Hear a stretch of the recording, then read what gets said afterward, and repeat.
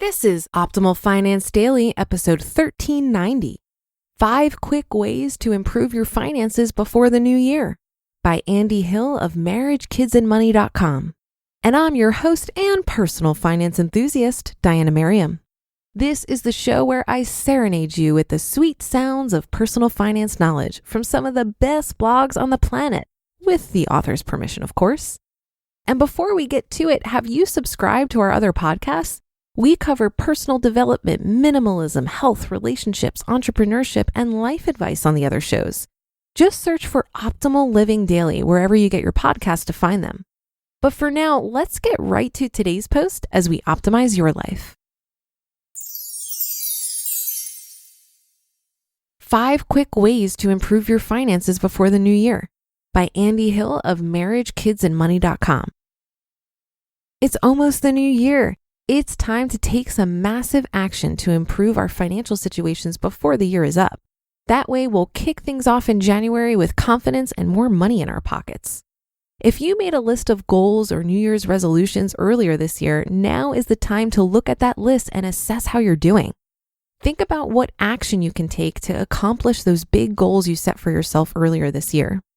Now, if you didn't make any goals or can't find that list, that's okay. I have 5 goals for you to consider to help you improve your financial situation before the new year. Number 1, make your first budget. We can't improve our finances if we're not tracking our finances. With the few weeks we have before the new year, detail out your income and your expenses. Write down how much you make each month and how much you spend each month. December may be a disaster of a month for tracking with holiday shopping, but you've got to start somewhere, right? A great place to start is with your credit card and bank statements. Print out the past few months of statements, break out the highlighter, and calculate what you typically spend each month. Start with the big expenses: housing, transportation, food, utility bills, entertainment. This exercise may be extremely revealing for you. You may find some trouble spots that are really dragging down your ability to eliminate your debt and build wealth. If you'd prefer to utilize technology to help you out, check out Tiller or Mint to support you in your budgeting efforts. I love both of them. They sync up your account so you don't have to import the numbers manually. They save you time and save you money. Number 2, eliminate unnecessary subscriptions and memberships. Our monthly subscriptions and memberships can really add up.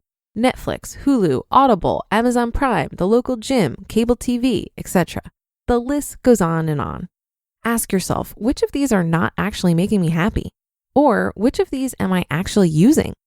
Let's say you got Amazon Prime years ago, but you haven't watched a show on there in a while, and the convenience of 2-day shipping is actually making you buy a whole lot more when you're in debt. Then you should stop paying for it. Or you have had that gym membership all year, but you've only gone once. It's time to reconsider if you're a gym person or not. These subscriptions and memberships can add up to big dollars, take over your budget, and put you in debt. Ask yourself if they're worth it. And if they're not worth it, cancel them today. Number 3, earn $500 extra and put into savings. Let's say you've examined your budget and there's not much you're spending on that isn't a necessity. Then it's time to make more money. I want to help you earn $500 before the month is over. Here are some thoughts on how to get it done. Take advantage of the gig economy. You can make fast money by working with partners like Uber, Lyft, TaskRabbit, or even Lime. I know a guy who's made between $150 and $600 per month charging up scooters. Sell 10 things around your house on Facebook Marketplace. Our trash can be turned into cash. Clothes, bikes, toys, video games, furniture, you name it, people may be willing to buy it, especially during the holidays. Extra hours or overtime. Do you have a job where overtime is an option? This may be the time of year where your employer would appreciate the extra hours and you'd appreciate the extra cash. It can't hurt to ask. Make money from your hobby. You may love photography, writing, or even woodworking. Let's find a way to get paid for it.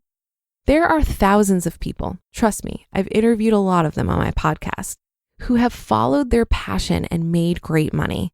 They've used this money to pay off their debt, pay off their mortgage, and even reach financial independence. Now, when you get that extra $500, consider throwing this money into your emergency savings so you don't have to go into debt for the next emergency. The washer goes out, something breaks at the house, tire goes flat. We're not putting it on the credit card. We're paying cash for it. That way, we're avoiding high interest debt and creating more freedom for ourselves. Number 4, develop a debt snowball plan for your debt. Okay, we're creating our budget, we're eliminating unnecessary expenses, and we're making new money. We're feeling good. Now it's time to eliminate our debt. Write down all of your debts and the balance of your loans. Who do you owe and how much do you owe them? These debts can be credit card debt, car loans, student loans, personal loans, home equity lines of credit. Line them up from the smallest balance to highest balance and then decide how quickly you can pay off the first debt. Let's say you have a $1,000 credit card at a clothing store because they had you sign up and gave you 15% off, and that's your lowest debt. What can you do to reallocate $100 from your budget to eliminate this card in 10 months? Not aggressive enough? What can you do to reallocate or earn $250 extra per month to eliminate this card in 4 months? Make a plan and stick to it. You'll eventually earn your debt freedom. Number 5, make 5 SMART goals for yourself. Planning and action go hand in hand. Let's make some SMART goals that make our new year better. SMART stands for specific, measurable, action-oriented, realistic, and time-based. Here's an example. I will pay off my $1,000 credit card by May. We're specific about the goal. It's measurable in terms of the debt amount. We're putting action around it, it's realistic for our finances, and we set a date to have it done by. Here's the opposite of a SMART goal. I need to get my debt situation under control. Nope, not a SMART goal. See the difference? Now do this for 5 financial goals of yours. This can be around your debt, your savings, your net worth, your career, your business, or anything else you want. Remember to be smart with your goals. Specific, measurable, action-oriented, realistic, and time-based. By the time January rolls around, you're going to be ready to tackle even bigger goals. Who knows? You may just experience financial freedom earlier than you thought. You just listened to the post titled 5 Quick Ways to Improve Your Finances Before the New Year by Andy Hill of marriagekidsandmoney.com. Now, can you imagine what it'd be like to wake up every Monday morning excited for work? It is possible. New York Times bestselling author and one I narrate here frequently, Ramit Sethi, has helped thousands of people find their dream jobs, and we want to show you how you can do it too. So how do you discover what your dream job is? And how does recruiting work at top companies like Google? How can you use those strategies in your job search? Most people aren't in the right job at the right company based on their current career goals and life needs. Find Your Dream Job is Ramit's program that teaches people how to find and land the job of their dreams, as well as negotiate for more pay and great perks like remote work. Proven over 10 years with thousands of students, Find Your Dream Job is a comprehensive system that works no matter what your career goals are. Want to make more money, change industries, work from home, get a promotion, or improve your work-life balance? Find Your Dream Job will show you exactly how to do it. Sign up for more information at iwt.com/podcastdj. That's iwt.com/podcastdj. What a timely post for year-end financial planning. If you're listening in real time, you've got 2 days to come up with your 2021 plan. Totally doable. Andy provides some good tips here on what to review when developing your budget for next year. I'd like to add that it's also a great time to review your credit reports. Since 2003, federal law allows every consumer to access their credit reports free once per year from the 3 major credit bureaus, which are Equifax, Experian, and TransUnion. It's important to review all 3 because creditors who supply the information on your open lines of credit may not report to all 3 bureaus. Reviewing your credit reports once per year ensures that you aren't forgetting about any debt or open lines of credit while you're putting together your budget. It's also a great opportunity to monitor for fraud. If something looks fishy on your credit report, you can file a claim with the credit bureaus to have it corrected. In terms of debt repayment, Andy suggests the snowball method where you pay off the smallest balance first.